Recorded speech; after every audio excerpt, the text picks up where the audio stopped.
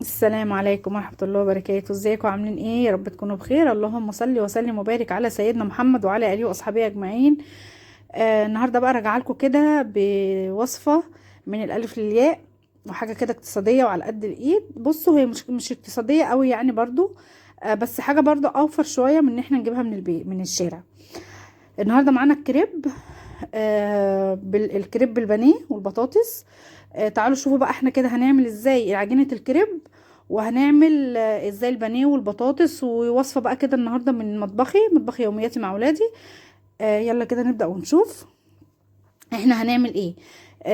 قبل اي حاجة صلوا على النبي، وحطوا لنا لايك حلو ولايك كده جميل، وقولوا لي اذا كانت فعلا الوصفات دي بتعجبكم والفيديوهات دي فعلا بتعجبكم ولا لا.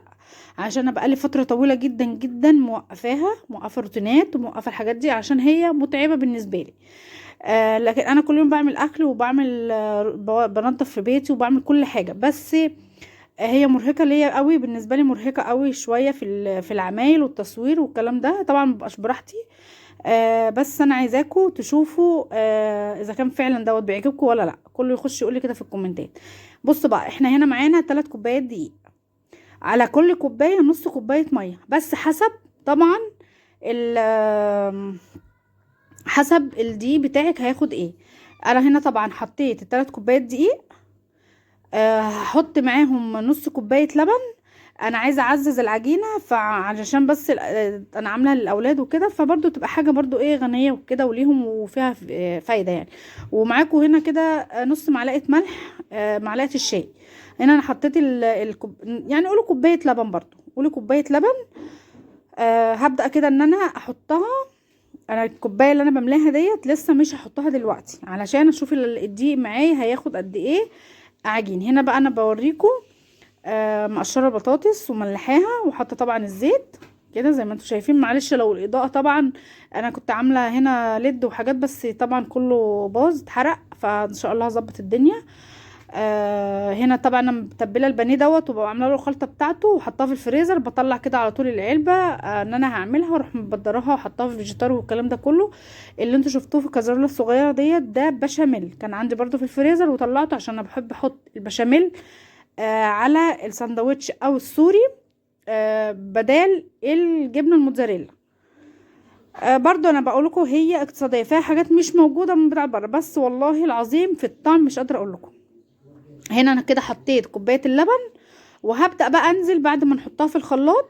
هبدا انزل بالميه تدريجيا كده، اشوف الدنيا هتبقى فيها ايه. ماشي. بصوا انا كده نزلت بكوبايه ميه كمان، يبقى انا حطيت 3 كوبايات ميه، 3 كوبايات دقيق وحطيت كوبايه لبن وحطيت كوبايه ميه. استنى لما الخليط كله يدمج مع بعضه، ولو حبيت ان انا هزود فهشيل وهحط وهشوف. بصوا شفتوا عجينة القطايف اللي انتوا بتشوفوها عند الراجل الخفيفة قوي دي وهو بيعملها؟ احنا عايزينها لا خفيفة قوي ولا تقيلة قوي، عايزينها يعني حاجة كده في الوسط، علشان هتشوفوا احنا هنمشي ازاي بيها، والعجينة عايزينها تبقى ازاي وتبقى سلسة ازاي معانا واحنا بنعملها في الطاسة. هنا طبعا انا ظبطت الميه بتاعتي كلها وظبطت كل حاجه ليها. انا هنا عايزه اوريكم ان ازاي ماشي ازاي في الخلاط العجينه سمكها ايه. بس مش عارفه يعني. بصوا من بعيد، اوعي تنزلي المعلقه لتحت. انا طبعا عارفه انا بشتغل ازاي. انا ما بنزلش المعلقه لحد تحت، المعلقه من على الوش خالص، لان المعلقه لو نزلت تحت خلاص الخلاط اتكسر والدنيا هتبوظ وانتوا عارفين طبعا كده. بصوا السمك، انا عايزه السمك كده، انا عايزاها تبقى كده.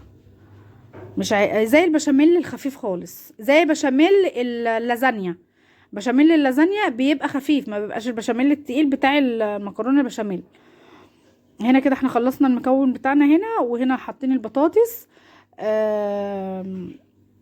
وتتحمر. بصوا انا بقيت اعمل كل حاجه وانا بعمل يعني. انا تبلت البانيه وسايباه يتشرب شويه في الفيجيتار.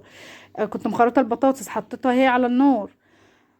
طبعا هنا انا كنت متوتره شويه، كنت متضايقه، كان حاصل تاتش كده بيني وبين نبيل، كان هو بقى هنا بيحاول يراضيني يعني. انا بقى هنا بصوا الطاسه معاكم تيفال. حتى بصوا انا هنا عندي الطاسه ديت يعني متخربشه شويه ومتجرحه، بس برضو اشتغلت معايا عادي على فكره، لان انا بحط فيها سنه زيت. بصوا سنه يعني تمسحي كده ال الطاسه بفرشه الزيت. دي طبعا كانت اول واحده، فطبعا اول واحده انا اول مره اعمله، اول واحده، فدي التجربه. فلسه ما يعني لسه برضو بنبتدي كده ونشوف الدنيا هتبقى ماشيه معانا ازاي. صلوا على النبي لو وصلتوا لحد هنا في الفيديو، ولو فعلا الفيديوهات دي بتعجبكم قولولي علشان اكمل فيها معاكم. انا اول ما بدات كانت الوصفه الاكله اللي هناكلها كنت بعملها واقول لكم الوصفه بتاعتي ازاي. طبعا البنات والستات عارفين كل واحد ليه طريقه، وكل واحد ليه وصفته وحاجته وكده. فانا بوريكم طريقتي انا، عجبتكم هنمشي عليها، ما عجبتكيش بتعملي طريقتك انتي.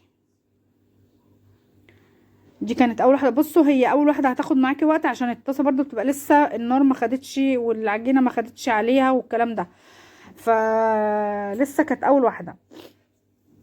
بصوا هنا بقى الصينيه ديت انا حطيتها كده هنا جنبي، علشان اللي هطلعه كريب هحطه على الصينيه، وهغطيها بفوطه نضيفه. بصوا تدوها بس الوش ده، تدوها الوش ده. بصوا انا هنا بوريكم، بصوا وش يبقى كده ووش يبقى كده. بصوا جميله، كانت جميله جدا جدا وكانت حلوه قوي، وطعمه كان حلو قوي. هتشوفوا برضو الفيديو لما هنزله. بصوا هنا بقول لكم بقى كده هغطيها بفوطه، بحط ندعه زيت، ندعه صغيره قوي من الزيت.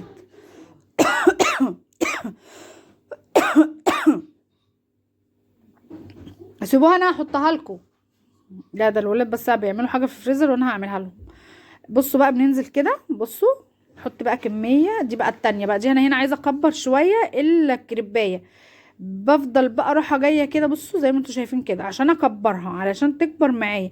عايزه تكبري زياده عن كده اطلعي كمان شويه على الطروف بالعجينه بتاعتك، هتكبر معاكي، هتديكي اكبر في الدايره زي ما انتوا شايفين كده. بس والله العظيم بصوا كده كده انا حتى لو مش هصور انا كنت هقف نفس الوقت دوت في المطبخ. فبيني وبينكم قلت ايه طالما هقف.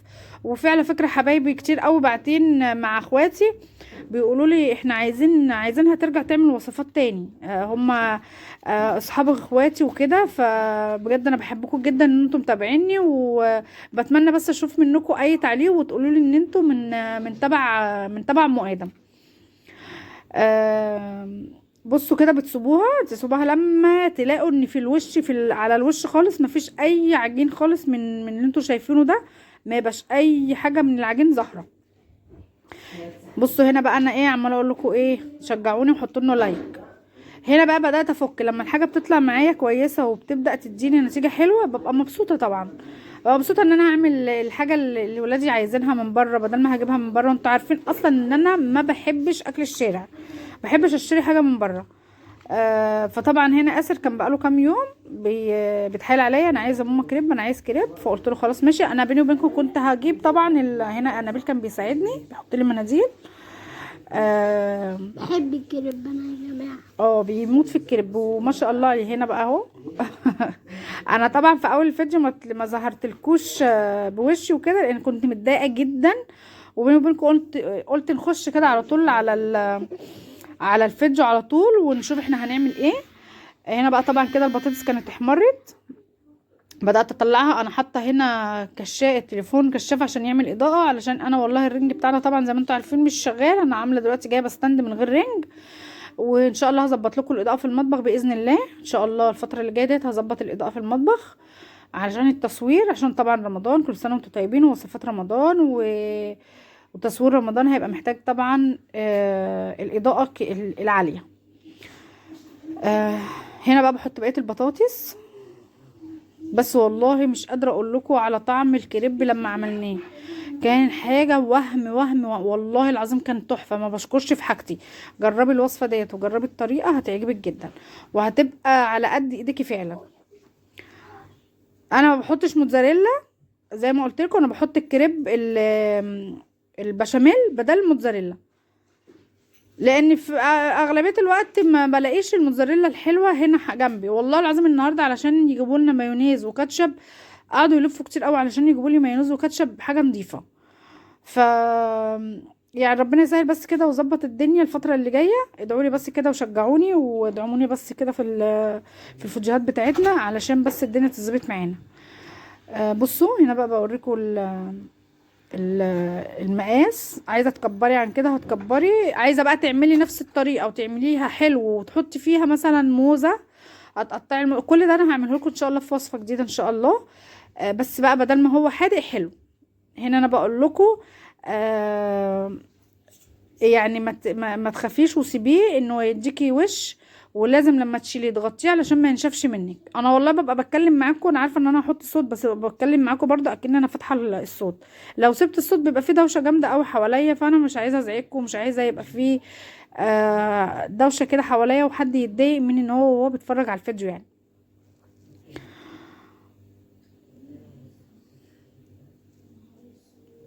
هنا بقى انا كنت بتكلم مع نبيل لان كان حصل كده الموقف اللي هو الفيديو اللي اتمسح وكده، فكنت بتكلم معاه.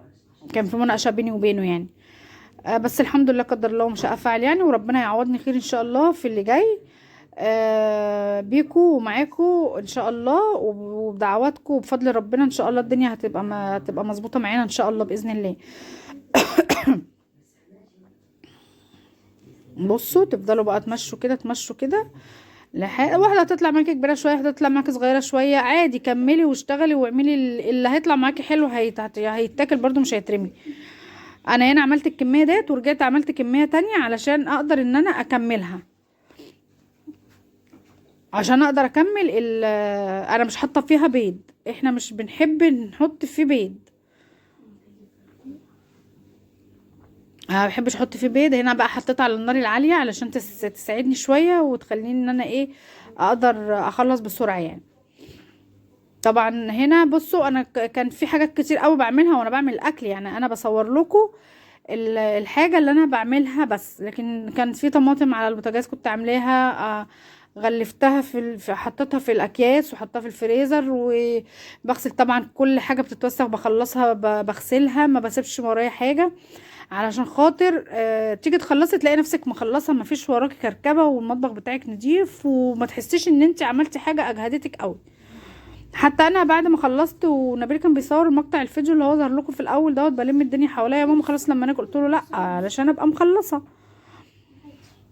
بصوا تحاولوا بقى تفكوا كده اللي حوالين داير كده الحروف علشان تعرفي تقلبيها بالراحه وانتي بتقلبي، وشجعي نفسك ما تبقيش خايفه و... وجربي التجارب مش وحشة. وعلى فكرة كل ما انت تحاولي تجربي الحاجة وتعمليها كل ما بتتشجعي والحاجة بتطلع معاكي حلوة. هنا عمالة اكلمكم وعمالة اقول لكم الملمس بتاعها حلو قوي، قطنية خالص وجميلة. وعلى فكرة في ناس بتعملها، انا مرة عملت العيش السوري بس عملته بالعجن، عجنته وفردته بالنشابة. واللي عايز يشوف الفيديو ده يرجع للفيديوهات بتاعتي وهيشوفه. وكنت قلبة صينية على البوتاجاز من فوق وبفرد العيش السوري كله او الكريب ده كله فوق بعضه، واحطه واحدة ورا التانية وبقلبه كده برضو. كانت حلوة اوي وكانت النتيجة هايلة، وكانت على دخلة رمضان وشيلته ساعتها في الفريزر. هنا بقى ببدأ اقلي البانيه. يعني هنا انا بعمل الكريب وعملت البطاطس وبقلي البانيه علشان لما اخلص كل حاجه تبقى خلصت، ان انا ابدا اعمل كل حاجه مع بعضها ما استناش حاجه ورا التانية عشان الحاجه ما تبردش.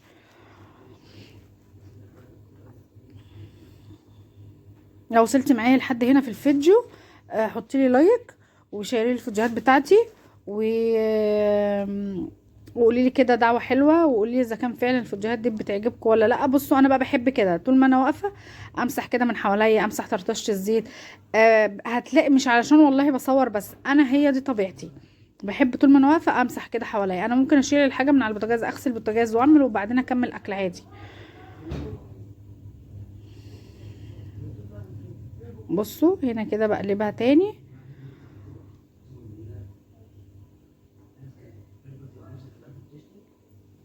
اوعى هيقع منك ياسر في الارض. اهو آسر بقى ماسك بقية الكريب بتاعه ورايح جاي بقى بياكل هو واخواته. وبعدين بصي بقى، انت عملتي كمية وقعدتي كلتي والحاجة كانت يعني مثلا انا كنت جايبة بانيه وحاطة في الفريزر، ومتبلاه وحاطاه في الفريزر، عندي الدقيق في البيت، بعت مثلا جبت المايونيز والكاتشب، عندي الخس، عندي البطاطس، كل حاجة عندي في البيت، فمش هحس ان انا استهلكت مجهود في حاجة، ما استهلكتش مجهود في ان انا مثلا اروح اجيب سندوتش الكريب دوت. شوفوا انتوا هتجيبوه بكام، وبعدين والله ما هيبقى بانيه زي ده، مش هيبقى بجد بانيه زي اللي معمول في البيت. قطعة بانيه حطها في الكريبايه كده وبتاكليها. معلش انا عماله اكح كده، بتجيني والله شرقه كده من ساعه ما كنت تعبانه، بس مش قادره اقول لكم كنت مستمتعه قوي قوي وانا بعمل الحاجه النهارده، وبقيت ببقى فرحانه بقى اكتر لما الولاد الحاجه بتعجبهم وكده، ببقى فرحانه. بصوا هنا دي بقى كان اخر حاجه في اللي انا في اول حاجه عملتها. طبعا هنا انا خلصت ورحت عملت تاني، يعني عملت حبه تاني.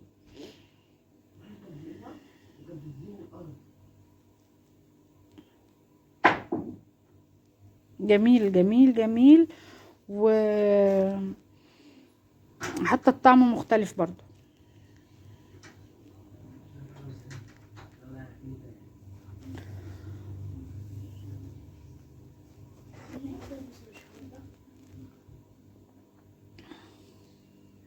هنا بقى بقلب كده البانيه، انا بسكت بس كده شويه عشان ما اصدعكوش وما تتضايقوش ويعني بحس ما احسش ان انتوا ان في رغي كتير في الفيديو يعني.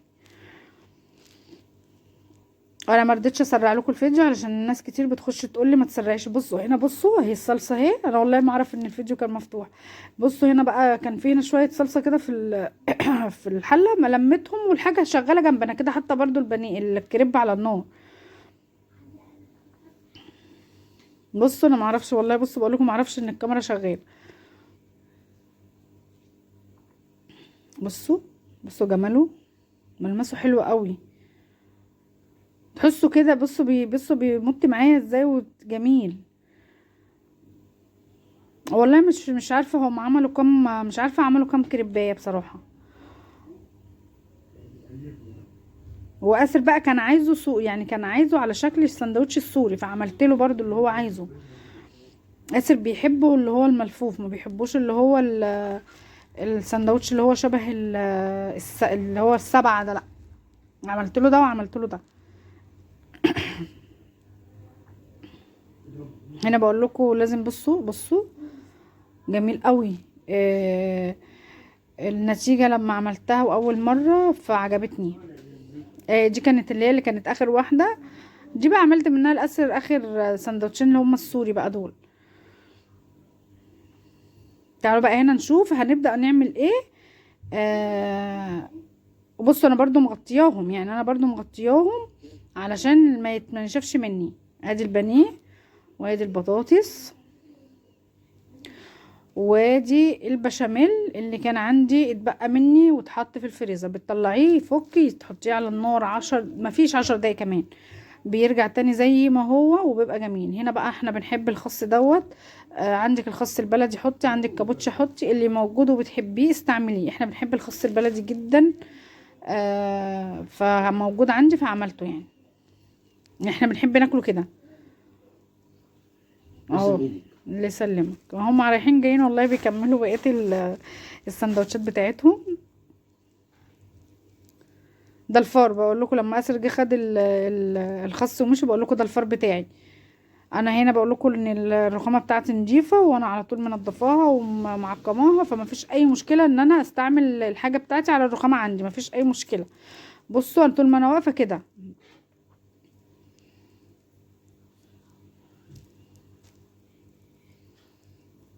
هنا بقى جبت الصينيه ديت علشان ابدا اعمل عليها الكريب. في فلفل ده طب معلش سيبه وانا هبقى انقيهولك. ده آسر بياكل بقيه السندوتش بتاعه. بصوا انتوا هنا هتخلوا اللي هو متحمر شويه اللي هتحطي فيه الخلطه. ليه بقى؟ لان انت اللي مش معمول قوي ومش متحمر قوي، كده كده احنا هنحطه لسه في الطاسه وهنحمره. بصوا اهو انا بقول لكم هتعملوه ازاي. طبعا انا كنت هعمله كده بس مع الحشو والحاجه قللت شويه التانية اللي انا تنيتها. ده هنا البشاميل، بحط كده بشاميل. جربوها بالله عليكم، تجربوا ان انتوا تحطوا بشاميل سواء في السندوتش السوري او في سواء الكريب. والله العظيم الطعم عندكم هيختلف تبقى حاجه تانية. هنا بقى بفتح عشان احط لهم كاتشب واحط لهم مايونيز. اسر هتشرب.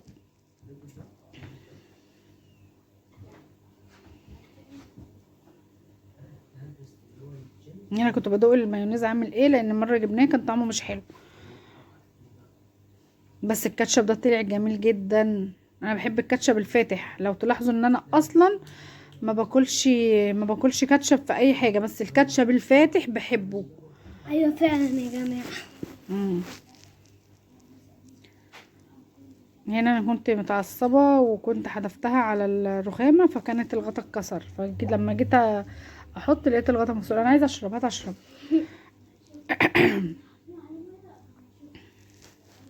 بصوا بحط بقى كده شويه كاتشب وشويه مايونيز. في بعد كده هتلاقوني ان انا ما حطيتش، عشان انس ما بيحبش المايونيز وبيحب يحط الحاجه دي هو بنفسه الكميه اللي هو عاوزها. هنا بقول لكم استنوا، رحت اجيب فلفل حر. على بال ما اجيب الفلفل هشرب. ادوا لايك يا جماعه عشان انا بحبكم. المية دي ساقعه أوي. الجو ساقع. اهو جبت كده بقى انا قرن فلفل، عشان انا ونبيل بنحب الحاجه الحراقه. خرطت بقى كده القرن الفلفل.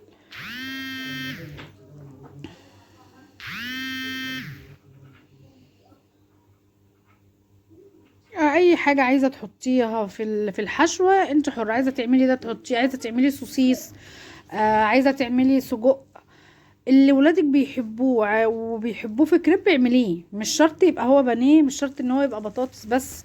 حاجه بس مش لازم، عادي. ورجعت لكم تاني، معلش كان نبيل بس عايز مني حاجه. هنا بقى بصوا حطيت كده البشاميل، واحط بقى خس. بصي لو لقيت الحته هتبقى كبيره ومش هتعرفي تقفلي، اسمها اتنين.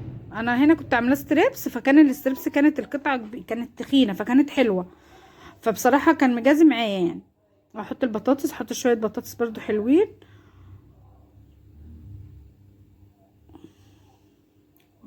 ده اول سندوتش انا عملته، ده اللي انا خدته، هتشوفوه في الفيديو اللي هنزله لكم بعد ده. كان واخد حقه قوي، فما كانش عارف ما كانش عايز يتقفل. برش بقى كده شويه كاتشب شويه مايونيز، انت وراحتك يعني، وحسب ما الاولاد عندك بيحبوا. زي ما بقولك، عايزه تحطي سوسيس حطي، عايزه تحطي سجق حطي، بطاطس بس اعمليه. عايزه تحطي جبنه شيدر، عايزه تحطي جبنه فلامنك، عايزه تحطي جبنه رومي، عايزه تحطي موتزاريلا. بصوا بقى الشكل هنا. طبعا نفس الطاسه اللي انا عملت فيها الكريب هعمل فيها هسوي فيها.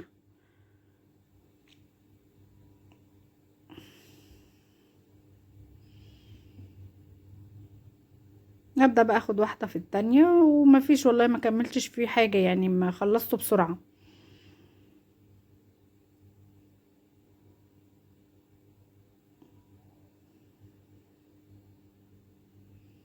انا بقالي كتير قوي قوي قوي ما نزلتلكوش وصفات زي كده، ف شجعوني بقى عشان ارجع تاني كده للمطبخ عندي، وارجع تاني كده اعمل لكم بقى الوصفات والحركات والكلام ده. بصوا انا من النوع اللي انا بتقفل بسرعة. ممكن ابقى قايمة وعايزة اعمل حاجة، ولو حاجة صغيرة جدا قفلتني خلاص المود بتاعي اتقفل، واليوم خلاص اتقفل عندي، فاليوم باظ. فاهمني؟ والله بقول لكم انا كنت خلاص هقلع بعد ما لبست، هقلع اللبس اللي هصور بيه وهبدا اعمل اكله تانية غير الاكله دي خالص. لهم هم بصراحه قعدوا خلاص يا ماما معلش والله احنا مش قصدنا ومش عارفه ايه هعوضها فقلت ايه يعني خلاص بقى.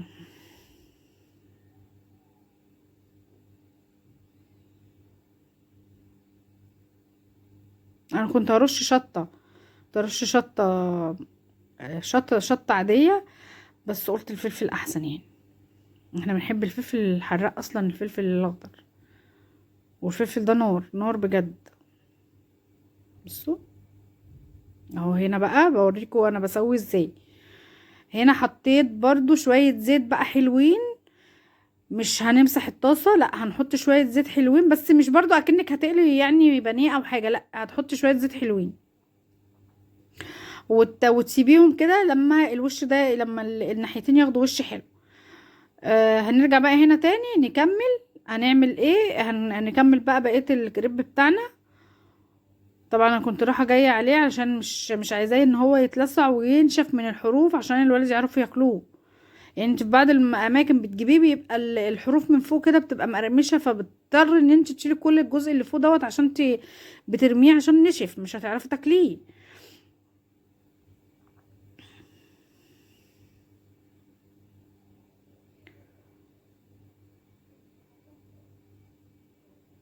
هنا كنت بكلم برضو نبيل.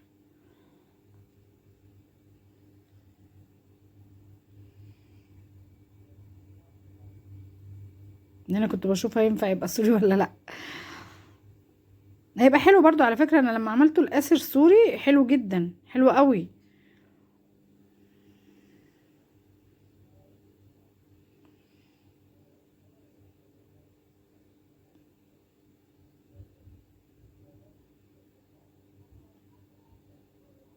بحط برضو كده البشاميل وابدا احط خطوه بخطوه. هنا بقى بشوف التاني، الحاجه التانية اللي على النار.